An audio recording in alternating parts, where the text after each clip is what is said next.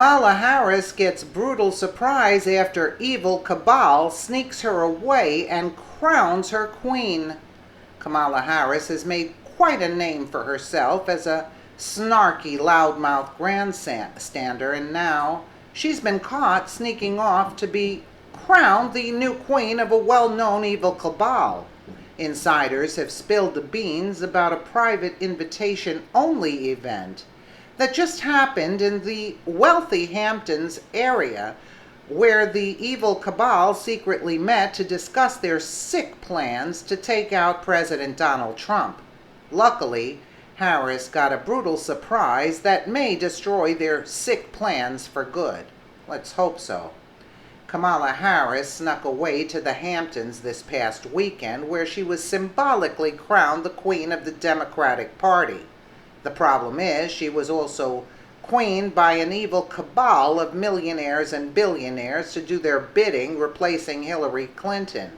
Knowing their leftist media cohorts aren't getting anywhere with the bogus Impeach 45 routine, the megabucks puppet masters have recruited Harris as she just sold them her soul. The California senator is being feted in Bridgehampton on Saturday at the home of MWW-PR, a public relations firm, guru Michael Kempner, a staunch Clinton supporter who was one of her national finance co-chairs and led a fundraiser for her 2008 bid for the presidency. He was also listed as one of the top bundlers for Barack Obama's 2012 re-election campaign, having raised $3 million, reports page 6. That was one of the many stops for Harris, as she was invited to several homes of the ultra-rich who gave her the nod to become the next president.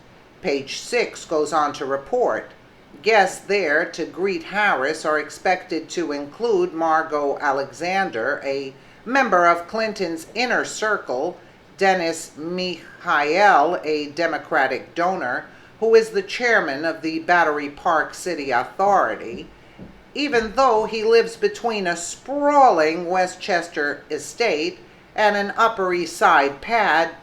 Designer Stephen Gambrell and Democratic National Committee member Robert Zimmerman. Washington lobbyist Liz Robbins is also hosting a separate Hamptons lunch for Harris. The New York Times reported this about the Hamptons. The Hamptons, a town described as Wall Street's richest retreat for the summer, was used as a working vacation that gave Hillary Clinton plenty of time to interact with donors without the glare of the news media. There she is with Sean Penn, another idiot. Kempner was Hillary Clinton's main fixer, the guy who cleaned up her messes, having big-name journalists in his pocket to sway the news their way. Robert Zimmerman is the bully who makes the rounds on TV and cable news to defend the cabal's choice no matter what they do.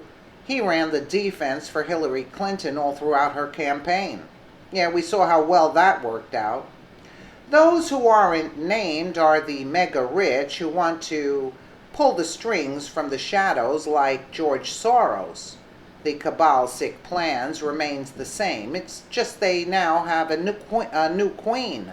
But it's not all going as planned, as Harris got a brutal surprise reaction according to Breitbart, which reports, Harris is not the next Barack Obama. More slogans than substance. Harris has been criticized for her lack of substance by journalists in the establishment media and those on the left. By grandstanding during Senate hearings and warning Republicans not to take away our stuff, Harris is showing that, as of now, she is all hat and no cattle. Another huge problem is Harris's sex scandal with former San Francisco Mayor Willie Brown. That's where Kempner comes in, just like the women who Bill Clinton targeted for unwanted sexual advances. The PR firm will vilify Brown and make Harris out to be the victim. They'll try to turn it into a positive, and Harris will become part of the far left bogus sisterhood of victims. So, the good news is Hillary Clinton is done. No run in 2020. The bad news is the evil cabal that controlled Obama and Clinton have chosen their frontrunner, and it's Kamala Harris. The GOP needs to take a page out of the evil cabal's playbook, going on the offensive for once to seek and destroy Harris starting now. They need to make it so difficult for Harris that the Democrats will be left with having to go with someone like Maxine Waters. Anti-Maxine is a dream for President Donald Trump to run against. Just imagine the debates. Now that's how we make sure it's a slam dunk for a Trump re-election in 2020. So he has 8 years to drain the swamp completely and finish making America great again. And she is no match for Donald Trump. He's going to wipe the floor with her. Trump's a winner. She thinks she's got a mouthpiece. Wait till Trump goes after her. Let us know what you think in the comments below, and thank you so much for watching.